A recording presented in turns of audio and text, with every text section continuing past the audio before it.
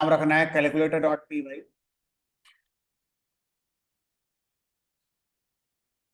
Bite code वगैरह का कोई कॉन्सेप्ट नहीं रखना, डायरेक्ट करना है। कंटेनिंग फॉलोइंग फंक्शन, 4 फंक्शन होने चाहिए, ऐड, सब, मल्टीप्लाई, डिवाइड, दो दो पैरामीटर के साथ। और ये फंक्शंस अपना जो रिजल्ट है वो रिटर्न करेंगे कॉल करने वाले के लिए। फिर एक स्क्रिप्ट बनानी है दूसरी, जो इन फंक्शंस को यूज करेगी इंपोर्ट करने के बाद इस मॉड्यूल के लिए। इतना करना है।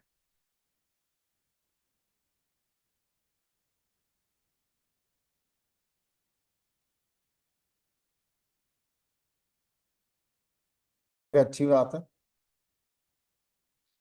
तो इस प्रोग्राम को करने का जो ऑब्जेक्टिव है वो थोड़ा सा अलग है।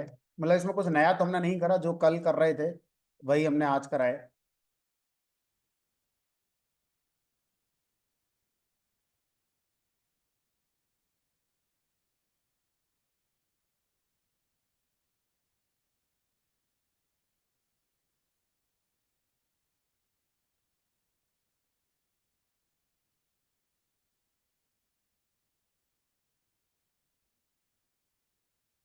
तो इसमें करना यह है कि फंक्शन बनाना है ऐड नाम का। ए और बी नाम के दो पैरामीटर थे, रिटर्न करेगा ए प्लस बी। फंक्शन बनाना है सब्ट्रैक्ट नाम का। ए और बी पैरामीटर हैं, रिटर्न करना ए माइनस बी को। ऐसे ही एक मल्टीप्लाई फंक्शन है, ए कॉमा बी, रिटर्न ए एस्ट्रिक बी करेगा। और एक डिवाइड नाम से फंक्शन था।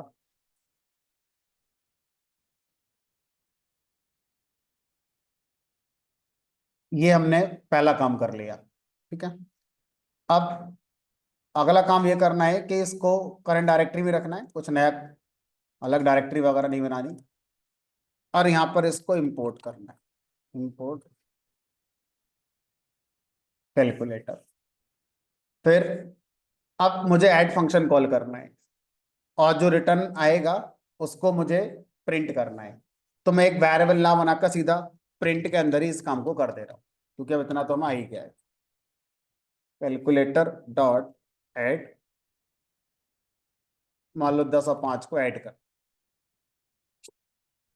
अब मुझे सब्ट्रैक्शन कॉल करना है,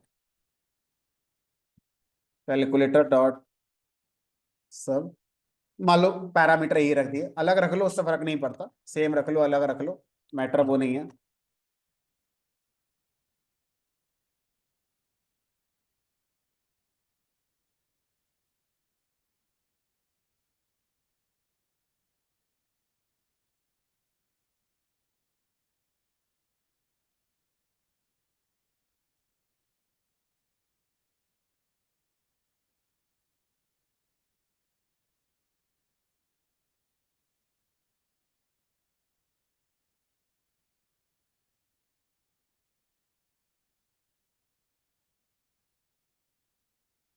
अब मुद्दे वाली बात यह है कि अगर मुझे इस कैलकुलेटर मॉड्यूल को 10 बार इस्तेमाल करना है, मान लो मैं फिर से मैं ऐड मल्टीप्लाई फंक्शन कॉल करना चाहता हूँ, और भी हो सकते, तो मुझे कैलकुलेटर लिखना पड़ रहा है। कैलकुलेटर लिखने में मुझे 4-5 सेकंड लग जाएंगे, स्पेलिंग और बड़ी होती तो और टाइम लग जाएगा। तो यहाँ पर हमें एक सॉल्यूशन बताया जा रहा है।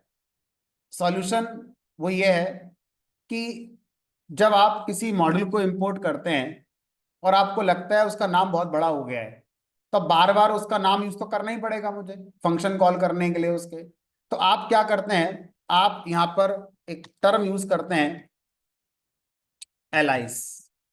एलाइस का मतलब होता है एज लगाकर इसका कोई छोटा नाम जो रखना चाहते हो वो रख लो। मान लो रख दिया मैंने कैल्स। तो अब इस वाले मॉड्यूल को इस प्रोग्राम में अब आप इस नाम से एक्सेस करेंगे, ना कि ओरिजिनल नाम से एक्सेस करेंगे। इट इज लाइक कि जैसे आपका भी घर में कोई नाम होगा, आधार कार्ड में नाम कुछ और लिखा है, घर वाले हो सकता है छोटा कोई नाम देकर बोलते हो, फ्रेंड सर्कल में आपका कोई नाम होता हो, जैसे वीरेंद्र सहवाग का वीरू था, है ना।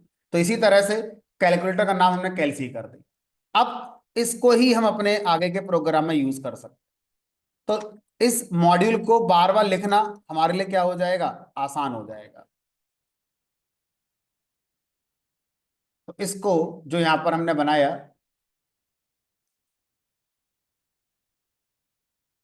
इसको बोलते हैं एलाइस, और इस प्रोसेस को अलाइसिंग कहा जाता है। एलाइस का मतलब होता है टेम्परेरी नेम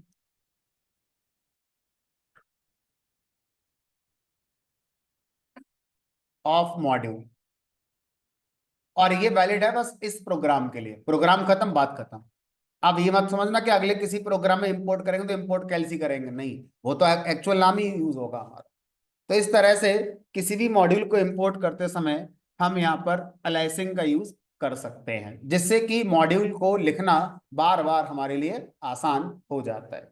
बट ध्यान में रखना है, ये जो नाम है, क्या क्या दे सकते हो, इसके रूल वही है जो एक वेरिएबल का देने के रूल थे। इसके नाम में स्पेस नहीं आना चाहिए, कीवर्ड नहीं होना चाहिए, डिजिट से स्टार्ट नहीं होना चाहिए। तो जैसे कोई भी चीज जिसका एक नाम दिया जाता है पाइथन में, उसका रूल वही होता है जो एक वेरिएबल का देने का रूल था, चाहे वो फंक्शन का हो चाहे वो अलाइस का हो। अब जो हम लास्ट क्लास में पढ़ रहे थे, वापस उसमें आते हैं।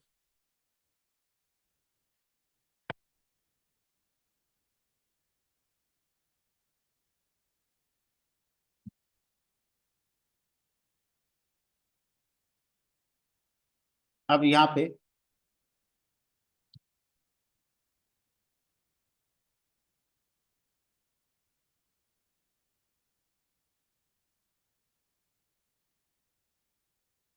जब मॉड्यूल को इंपोर्ट करते हैं तो उसका हमने एक सिंटैक्स देखा कि आप इस तरह से इंपोर्ट कर सकते हैं, ठीक है। अब इसी तरह से एक सिंटैक्स और आ गया।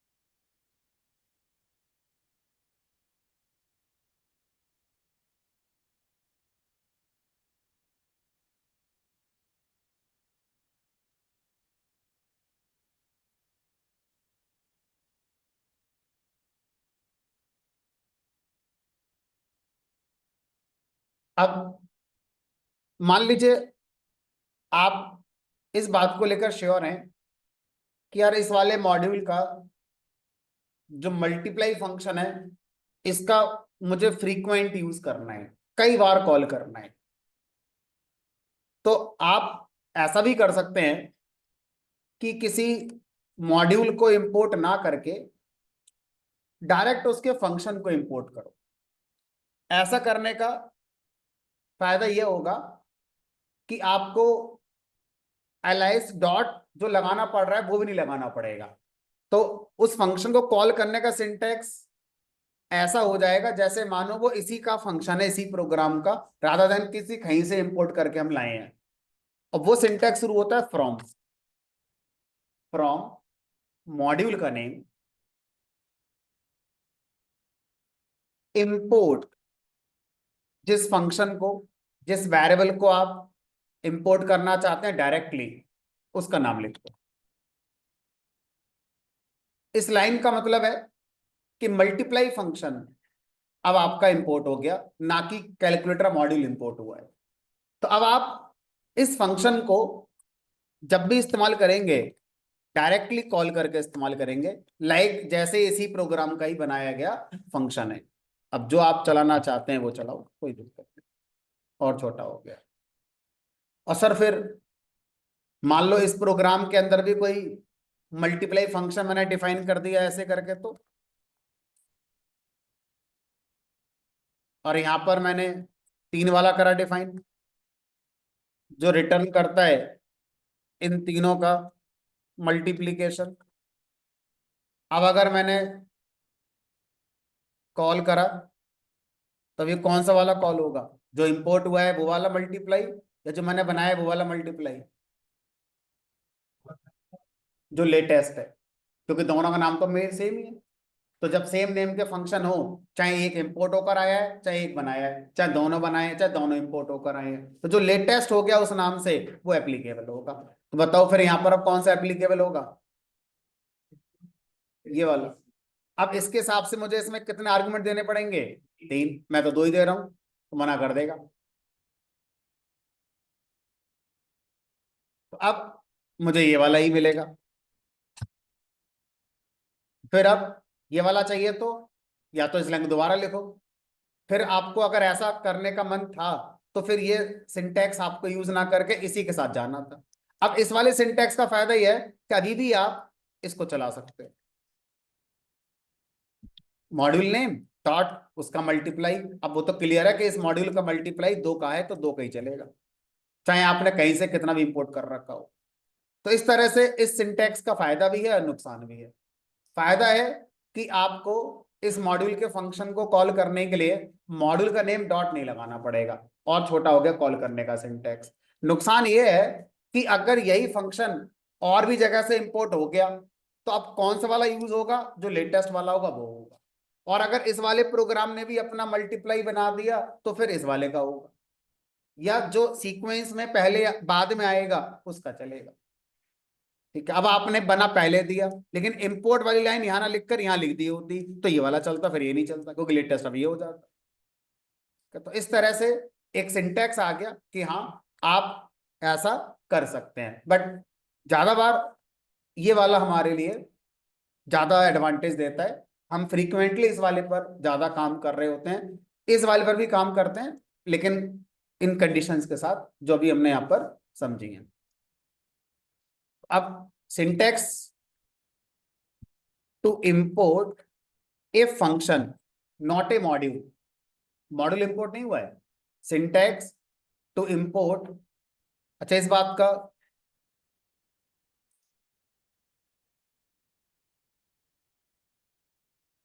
बेटर आंसर देने के लिए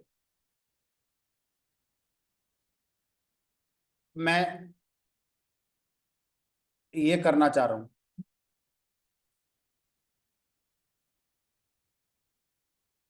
बताओ क्या आंसर आएगा इसका?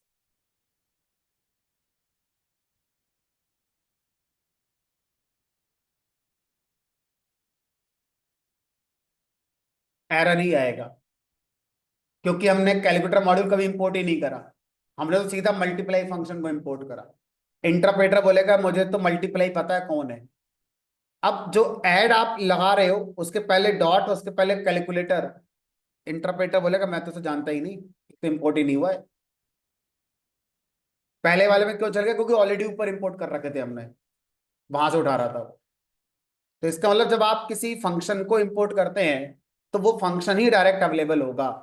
और अगर आप चाहते हैं, जो इनका क्वेश्चन था कल, कि एक साथ मल्टीपल फंक्शन इंपोर्ट कर सकते हैं, कॉमा लगाकर आप कर सकते हो। तो अब ये वाला भी चलेगा, डायरेक्ट चलने को तैयार है, कोई दिक्कत नहीं। तो इस तरह से इंपोर्ट स्टेटमेंट में कॉमा लगाया जा सकता है जब आप किसी एक मॉड्यूल के एक से ज्यादा फंक्शन को डायरेक्टली इंपोर्ट करना चाहते हैं, तो कॉमा लगा के कर सकते हैं, या अलग लाइन लिख सकते थे, फ्रॉम कैलकुलेटर इंपोर्ट ऐड, ऐसे भी कर सकते थे। ठीक है, चलो अब वो वाला आंसर भी कोशिश करते हैं देने की। इंपोर्ट कैलकुलेटर भी कर लिया, कॉमा, कल वाला प्रोग्राम क्या नाम था उसका? P185। अगर होना होगा तो हो जाएगा, नहीं होना होगा तो मना कर देगा, कोई एरर नहीं आ रही है। अब इसका मतलब P185 का भी मैं इस्तेमाल कर ही सकता हूँ फिर। P185.x, उसमें x नाम का वेरिएबल था। इसका मतलब आप मल्टीपल मॉड्यूल को भी एक लाइन में ऐसे करके इंपोर्ट कर सकते हैं। ठीक है, but it is not recommended, लेकिन आप करना चाहें तो आप यहाँ पर कर सकते हैं, कोई प्रॉब्लम नहीं है। तो कॉमा लगाया जा सकता है इंपोर्ट स्टेटमेंट के आगे। फिलहाल इसको हमें नहीं सीखना था, वापस आ जाओ। Syntax to import a function from module.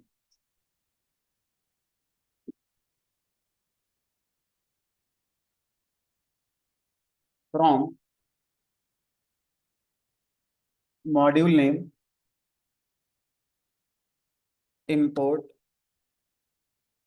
Function.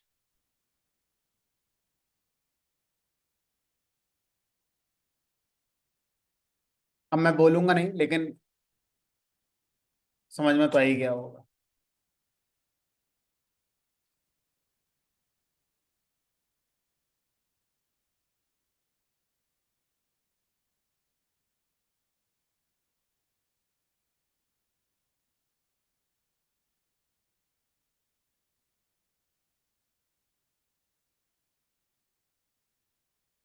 तो दूसरा वाला क्या लिखने की कोशिश करी है मैंने? फंक्शन को अलाइज करा है मैंने, ना कि मॉड्यूल को। अगर आपको लगता है फंक्शन का नाम बहुत बड़ा है, तो आप उसको भी अलाइसिंग करके छोटा नाम अपना टेम्परेरी दे सकते हैं, और फिर उसी नाम से कॉल करेंगे जो अलाइज का नाम आपने दिया है, ना कि एक्चुअल फंक्शन के नाम से कॉल करेंगे।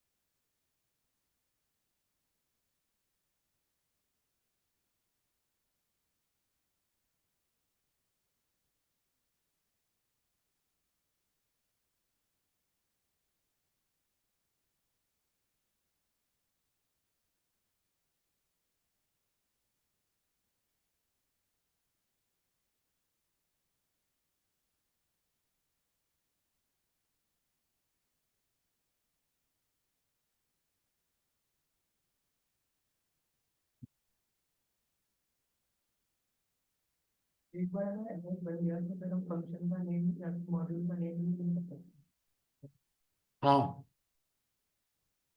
फिर उसके अलाइज के ही साथ आपको जाना पड़ेगा, एक्चुअल नाम अवेलेबल नहीं होगा। ये उस क्वेश्चन का आंसर है जो आपसे इंटरव्यू में पूछा जाएगा कि दो मॉड्यूल हैं, M1 M2। M1 के अंदर भी एक फंक्शन है, M2 के अंदर भी एक फंक्शन, दोनों का नाम सेम है। आप कैसे यूज करोगे अलाइसिंग का? From M1 import multiply as multiply 1। From M2 module import multiply as multiply 2। तो इस तरह से आप अलग अलग मॉड्यूल से अगर कुछ फंक्शन इंपोर्ट कर रहे हैं और बाई चांस दोनों मॉड्यूल के अंदर सेम नेम के फंक्शन आ जाएं, तो आप अपने प्रोग्राम में फिर अलाइसिंग का यूज करके दोनों को डिफरेंशिएट कर लेते हैं।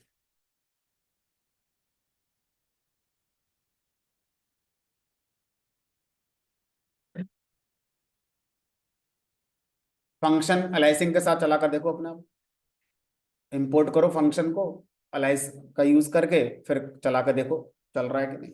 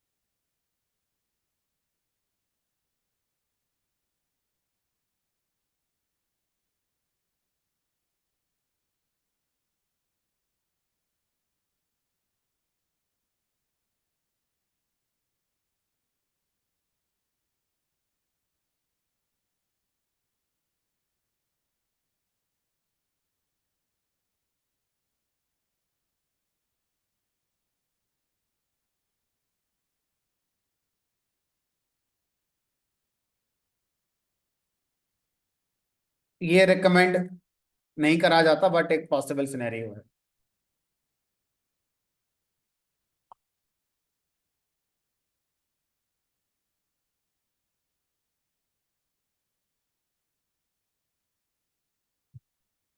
तो किसी मॉड्यूल के सारे फंक्शन इंपोर्ट करने हैं तो नाम ना बताकर स्टार लगा दो, from module name import star. उसके अंदर जितने फंक्शन, जितने वेरिएबल, जितनी क्लास, जो जो उसने बनाया होगा सब इंपोर्ट हो जाएगा, भले ही मुझे उसका इस्तेमाल करना है तो नहीं करना है तो।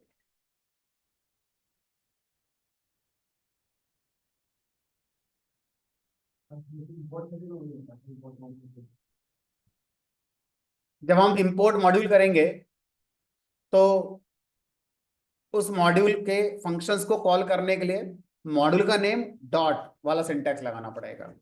इस वाले में क्या है, मॉड्यूल का नेम डॉट नहीं लगाकर डायरेक्ट फंक्शन कॉल हो जाएगा। ये डिफरेंस है बस।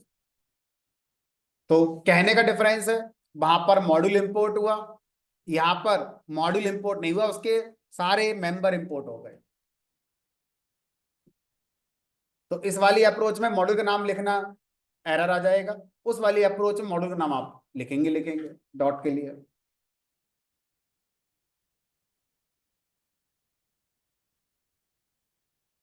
एक और डिफरेंस आएगा जो शायद आज समझ में ना आए, लेकिन अगली क्लास में समझ में आएगा। स्टार को हम कस्टमाइज भी कर सकते हैं। स्टार में हम चाहें तो सिर्फ 5 फंक्शन डालें। बाय डिफॉल्ट स्टार का मतलब हमारे लिए ऑल है, बट स्टार का मीनिंग हम डिफाइन भी कर सकते हैं। स्टार का मतलब सिर्फ 4 फंक्शन होने चाहिए, ना कि 10 हैं तो 10 के 10 हो जाए। ठीक है, पढ़ेंगे भी, आएगा वो भी आएगा।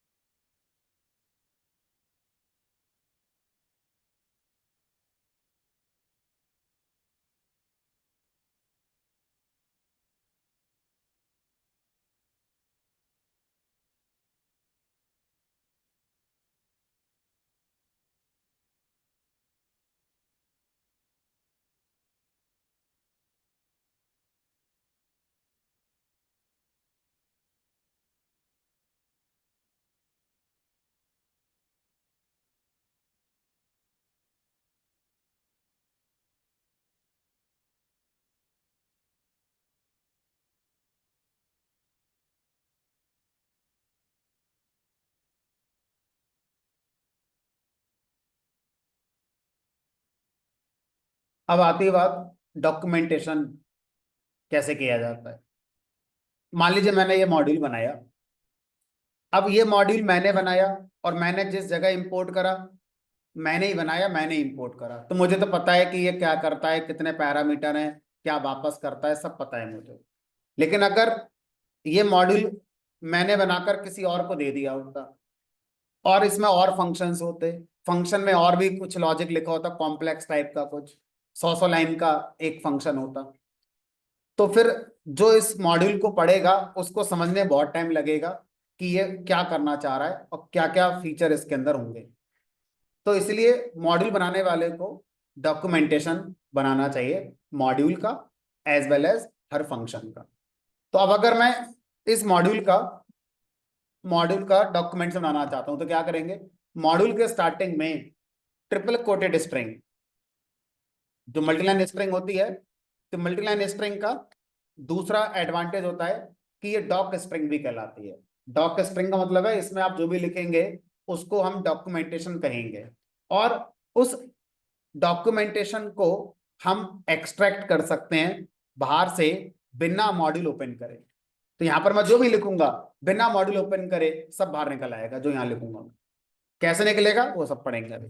तो आपको क्या करना है, मॉड्यूल की स्टार्टिंग में ही बिना कोई फंक्शन बनाए, जैसे ही मॉड्यूल शुरू हो स्टार्टिंग में ही बिना कोई इंपोर्ट इंपोर्ट लगा, ये कुछ इंपोर्ट भी कर रहा है तो उससे पहले ही, ठीक है, क्या लिखना है मॉड्यूल के बारे में, आप क्या लिखना चाहते हो वो लिख सकते हो। जैसे आपने लिख दिया,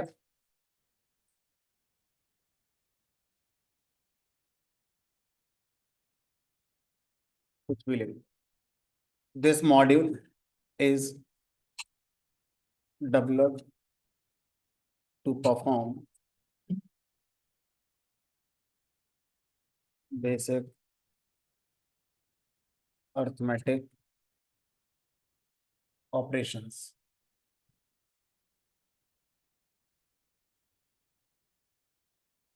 ठीक है, तो आप और भी कहानी जो लिखना चाहते हो वो आप लिख सकते हो। ठीक है,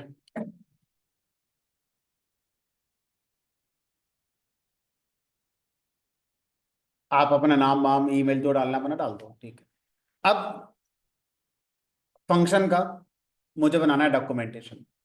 तो फंक्शन का डॉक्यूमेंटेशन बनाने के लिए जैसे ही फंक्शन का इंडेंटेड ब्लॉक स्टार्ट होगा, सबसे पहले आपने क्या करना है, आपको डॉक स्ट्रिंग यूज करके इसका डॉक्यूमेंटेशन लिख देना है।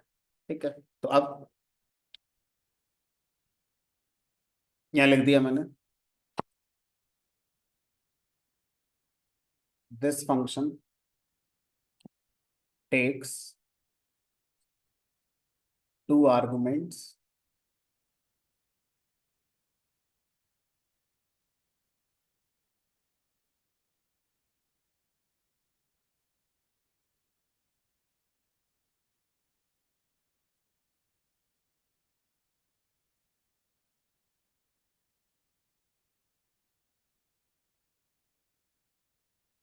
एंड रिटर्न्स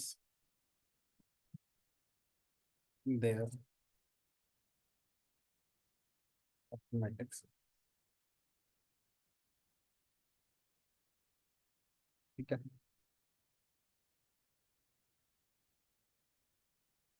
अब इसमें तो कुछ है नहीं चलने के लिए, कॉल बॉल तो करा नहीं है मैंने किसी को। ठीक है, इंडेंटेशन यहाँ लिख लो। ठीक है, अब इसी तरह से और अच्छा लिख दो, returns their arithmetic sum as integer. तो डॉक्यूमेंटेशन तो बड़ा इंपॉर्टेंट पार्ट हो गया फिर तो। हमने कहा this function expecting two integer arguments and returns their arithmetic subtraction as integer.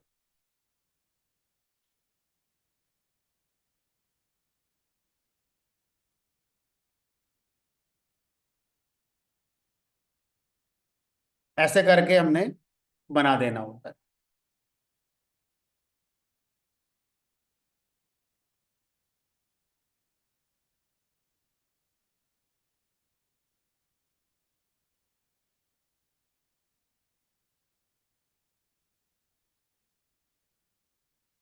ठीक है, अब मान लो ये मैंने ऐसे कर दिया। अब ऐसा करने के बाद कोई आया जो इस मॉड्यूल को इस्तेमाल करना चाहता है, और मुझे नहीं पता ये मॉड्यूल में क्या फंक्शन है, कितने पैरामीटर के हैं, कौन क्या वापस करता है, मुझे कुछ नहीं पता। मुझे बस मॉड्यूल दे दिया गया है, मैंने अपने पेन ड्राइव से कॉपी करके लैपटॉप में पेस्ट कर लिया उस फोल्डर में जहां मुझे इंपोर्ट करना है, और अब मैं इसे इंपोर्ट कर रहा हूँ। अलाइसिंग करनी है कर लो, नहीं करनी मत करो। हेल्प फंक्शन, हेल्प फंक्शन कह रहा है मुझे दे दो मॉड्यूल, मेरा काम है टॉप स्ट्रिंग को एक्सट्रैक्ट करके आपको दे दे। तो हेल्प फंक्शन जब किसी मॉड्यूल के साथ यूज करोगे तो वो उस मॉड्यूल का जो डॉक्यूमेंटेशन है, चाहे मॉड्यूल लेवल डॉक्यूमेंटेशन चाहे फंक्शन लेवल डॉक्यूमेंटेशन, एक्सट्रैक्ट करके एक बढ़िया से फॉर्मेट में रख के देगा। मतलब प्री डिफाइंड फॉर्मेट भी हेल्प का, उस फॉर्मेट रख के देगा, आपको पढ़ने में कोई दिक्कत नहीं आएगी। देखो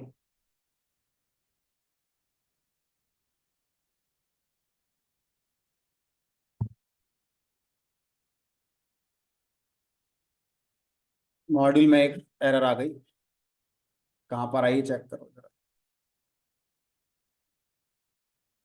ये मैंने इसमें कहाँ गलत कर दिया मैंने। वो ऊपर जब आपने बढ़िया नेक्स्ट स्टार्ट ही रेंट है हम ऊपर वाले तीनों में ऐसा सब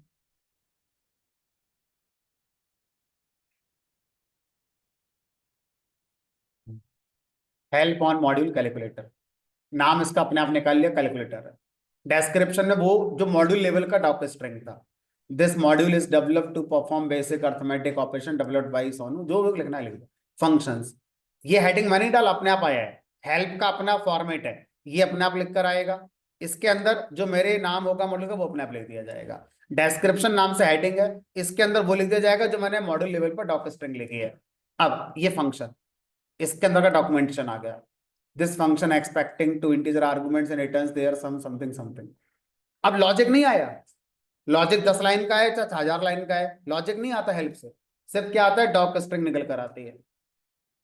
तो ये तरीका होता है किसी के बनाए मॉड्यूल को इस्तेमाल करने का, इंपोर्ट करके। आपको उसका डॉक्यूमेंटेशन पहले निकालना ही पड़ेगा, तभी आपको पता चलेगा कि अच्छा इसमें इतने फंक्शन हैं और इस फंक्शन में इतने पैरामीटर हैं और इससे ये होता है इससे ये होता है। और अगर आप पर्टिकुलर फंक्शन का डॉक्यूमेंटेशन निकालना चाहते हैं, पूरे मॉड्यूल का नहीं, तो डॉट लगाकर मॉड्यूल के नेम के साथ उसका सिर्फ नाम लिख देंगे, कॉल नहीं करेंगे, कॉल नहीं करना है, सिर्फ नाम लिख। तो पूरे का नहीं आएगा, पर्टिकुलर मल्टीप्लाई फंक्शन का आ जाएगा।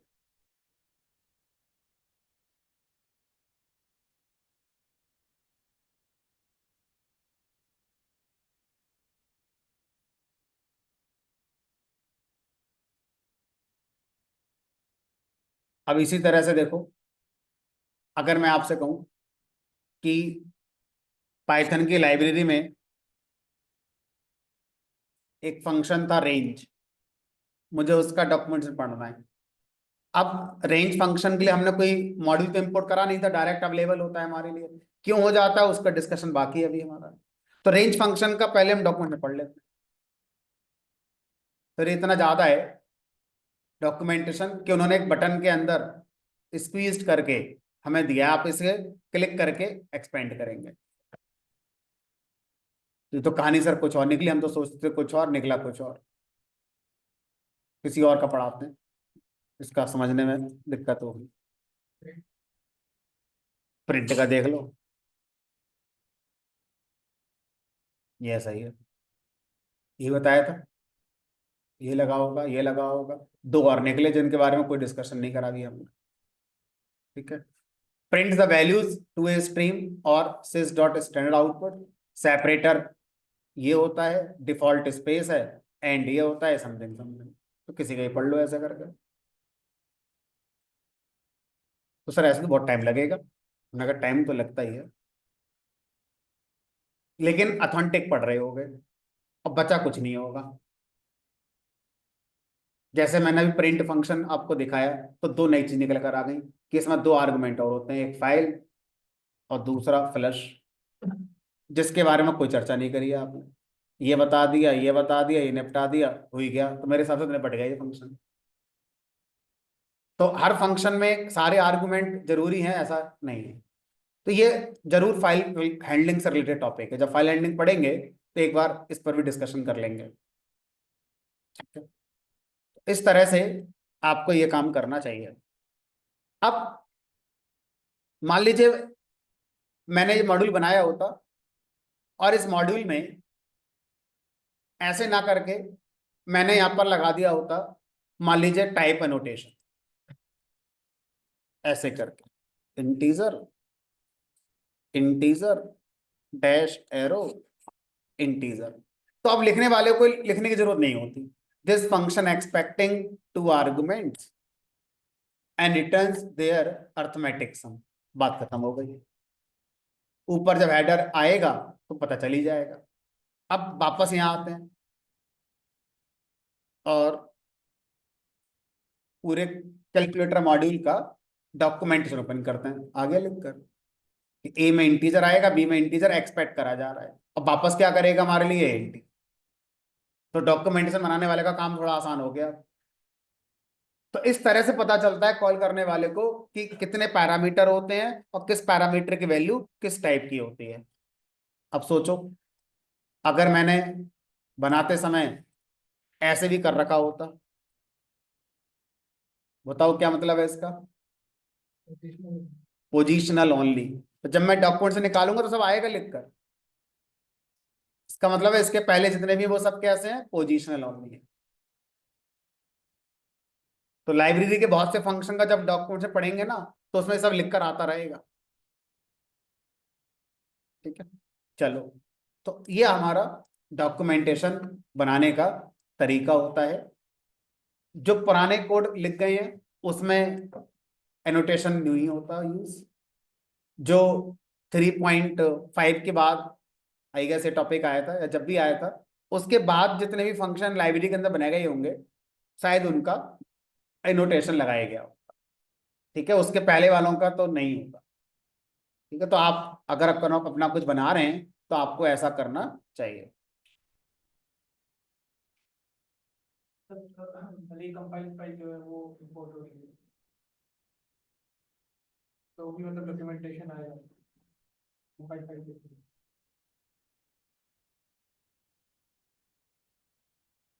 एक और तरीका हो सकता है, हेल्प तो अपने आप प्रिंट वाला काम भी कर देता है। ठीक है, तो अगर आप ऐसे ना करके प्रिंट खुद लगाओ, तो किसी भी मॉड्यूल के नेम पे सर, लेट मी चेक ये फीचर है कि नहीं, underscore underscore docs underscore underscore,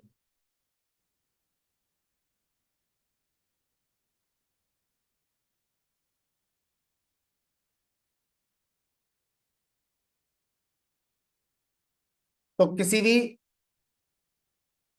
particular function, particular module का डॉक्यूमेंट से निकालना है, तो आप उस मॉड्यूल के नेम पर या उस फंक्शन के नेम पे डॉट लगा के underscore underscore doc underscore variable access कर सकते हैं। तो ये प्री डिफाइंड वेरिएबल है given to all the functions, all the modules of Python. And ये क्या वापस करता है, उस पर्टिकुलर मॉड्यूल फंक्शन का डॉक्यूमेंटेशन वापस करता है। हेल्प लगाओगे तो सबका एक साथ आ जाएगा, आसान रहेगा, प्रिंट भी नहीं लगाना पड़ेगा। और ये लगाओगे तो आपको प्रिंट के साथ चलना पड़ेगा आउटपुट दिखाने के लिए, और इंडिविजुअल मॉड्यूल इंडिविजुअल फंक्शन का ही डॉक्यूमेंट निकाल कर दिखाएगा। तो जो बाइट कोड वाला था उस पर हेल्प भी काम कर सकता है, और अगर हेल्प काम नहीं कर रहा है तो ये वाला काम करेगा। वैसे दोनों ही काम करते हैं, कोई दिक्कत नहीं आती।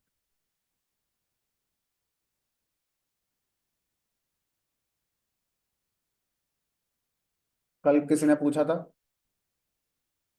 कमेंट क्यों यूज नहीं कर सकते डॉक्यूमेंटेशन बनाने के लिए, तो उसका आंसर आपने दे दिया। कि अगर मैं कमेंट यूज करूं डॉक्यूमेंट से लिखने के लिए, तो जब वो कंपाइल होकर बाइट कोड बनेगा तो उसमें आएगा ही नहीं, क्योंकि कमेंट तो इंटरप्रेटर इग्नोर कर देगा ना कंपाइल टाइम पर। लेकिन मैं लिख रहा हूं मल्टीलाइन स्ट्रिंग का यूज करके। मल्टीलाइन स्ट्रिंग है तो स्ट्रिंग, मेमोरी तो खा रही होगी हमारी, बाइट कोड बना होगा।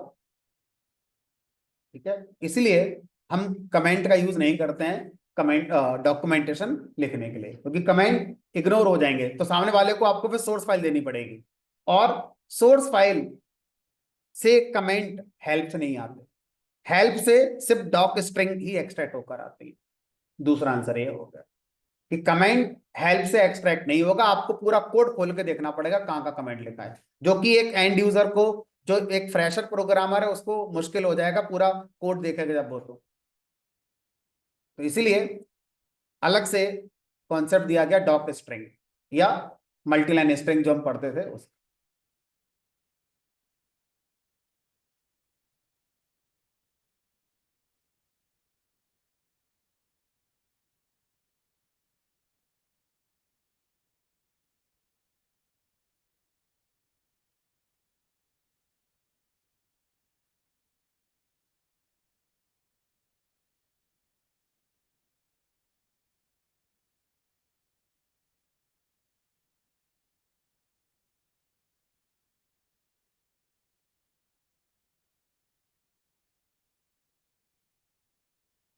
अगर हम डॉक्यूमेंटेशन बना रहे हैं और डॉक्यूमेंटेशन बनाने में ऑब्वियसली मल्टीलाइन स्ट्रिंग का यूज कर रहे हैं, तो जो हमने मल्टीलाइन स्ट्रिंग यूज करी है वो बाइट कोड में कन्वर्ट होती है, उसके अंदर गलतियां भी चेक करी जाती हैं और उसका मशीन कोड भी बनता है।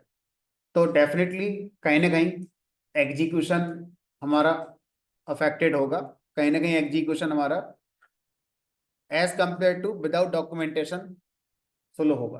ठीक है, तो अब जो बनाने वाले हैं उनको ये बात पता है, फिर भी वो बनाएंगे, क्योंकि अगर नहीं बनाया तो फास्ट आपने कर लिया लेकिन दूसरा समझ तो ले पहले, वो यूज ही नहीं कर पा रहा है, फास्ट करके फायदा क्या कर लिया आपने। तो ये पार्ट ऑफ एग्जीक्यूशन टाइम मानकर चलेंगे। ठीक है, तो लाइब्रेरी के जितने भी डॉक स्ट्रिंग्स हैं वो सब हमारा ये बात कंसीडर करके ही हमारा बनाई गई होंगी। फटाफट से शॉर्ट में इसको निपटाते हैं।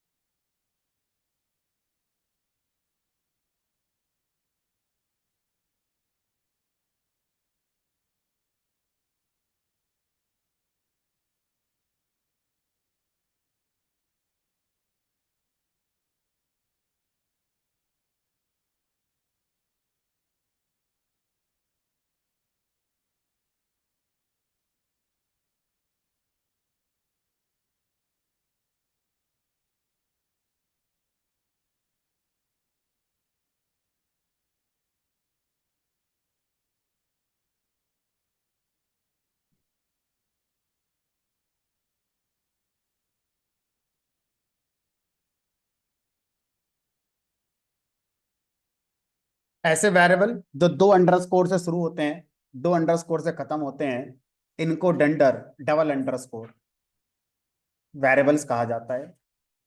और ये हम नहीं बनाते, ये प्री डिफाइंड वेरिएबल्स हैं जो पाइथन बनाकर अवेलेबल कराता है।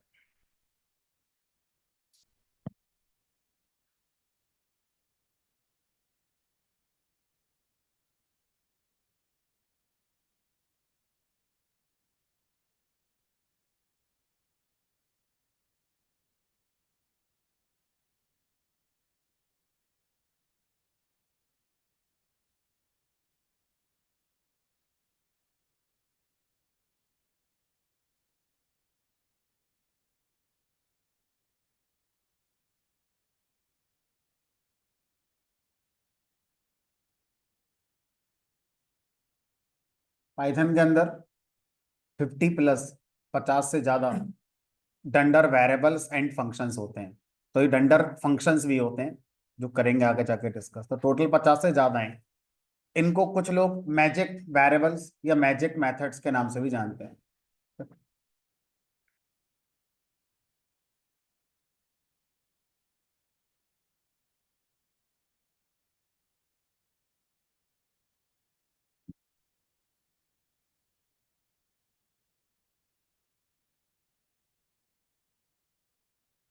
ज्यादा बार जब कोई फ्रेशर एक एमएनसी में जाता है तो उसको डॉक्यूमेंटेशन का काम ही मिलता है।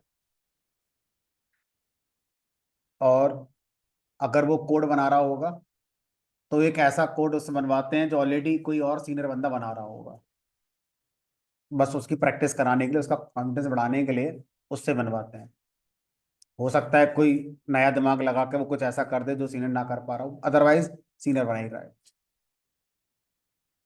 तो डॉक्यूमेंटेशन एक इंपॉर्टेंट पार्ट है किसी भी सॉफ्टवेयर का। आप किसी भी सॉफ्टवेयर को बिना डॉक्यूमेंटेशन के क्लाइंट को डिलीवर नहीं कर सकते। आप कोड कोड बना के चला के दिखा दो, बढ़िया है, लेकिन जब एक प्रोडक्ट बनाकर मार्केट को दोगे तो डॉक्यूमेंटेशन देना पड़ेगा। मोबाइल खरीदते हो तो बुकलेट आती है ना साथ में, कैसे पता चलेगा किस बटन से क्या काम होगा? वो अलग बात, हम पढ़ते नहीं है, अपने एक्सपीरियंस से चला लेते हैं मोबाइल, तो किसी से पूछ लेते हैं। बट कंपनी तो अपना काम पूरा कर रही है, एक किताब बनाकर वो दे रही है आपको बुकलेट। सेम कहानी होती है पाइथन के मॉड्यूल्स।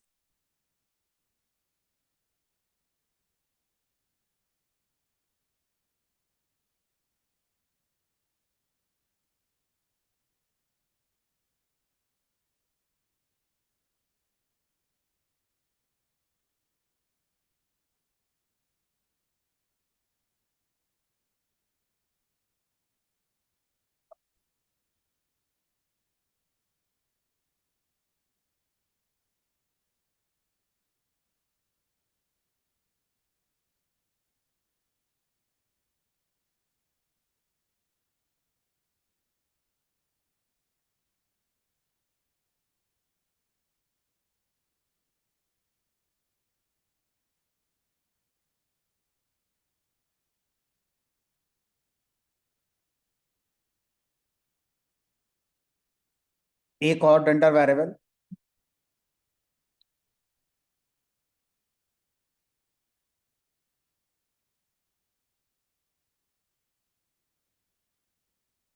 हर प्रोग्राम के पास एक डंडर वेरिएबल होता है जिसका नाम होता है नेम,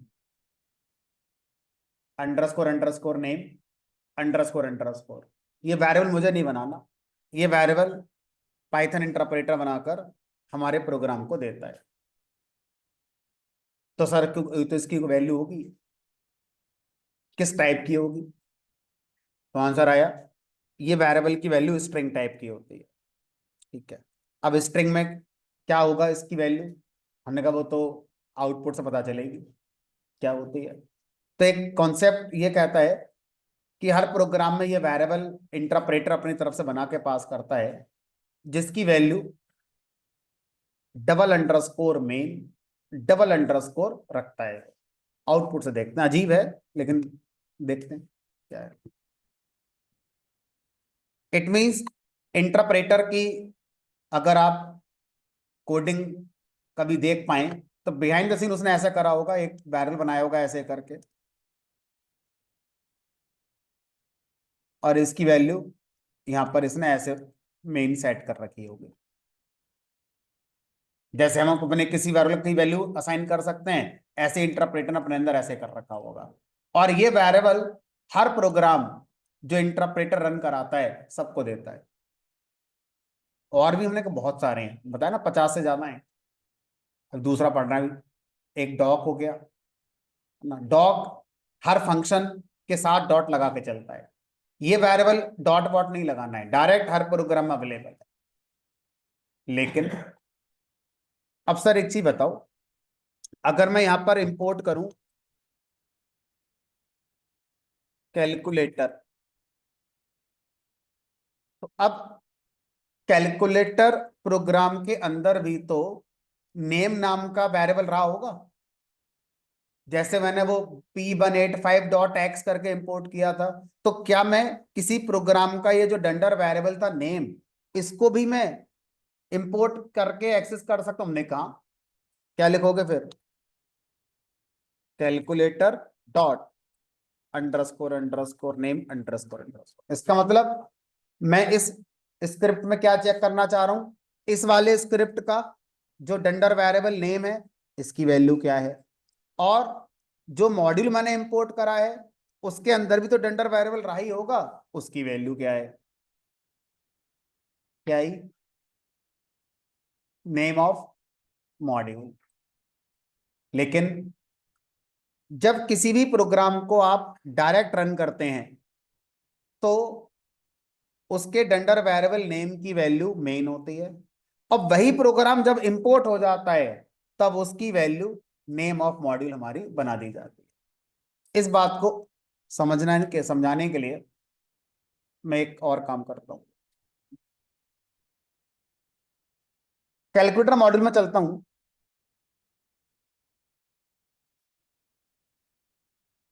और यहां पर कुछ नहीं करता, बस आपको यह समझा रहा हूं कि यहां पर भी इस नाम का वेरिएबल तो है ही। तो एक बार प्रिंट करके देखा ना, अब बताओ क्या आएगी इसकी वैल्यू।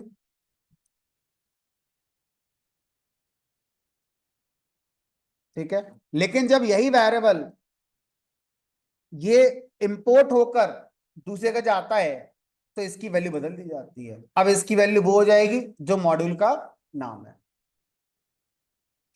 ठीक है, चलो इसका यूज अगले चैप्टर में आएगा। अभी तो मैं आपका एक फंडामेंटल फाउंडेशन बना रहा हूं कि ये भी एक कुछ हमारा होता है। ठीक है, इसका यूज कहाँ आएगा भी समझ में आएगा। तो पहले इसके बारे में 2 लाइन लिख लेते हैं।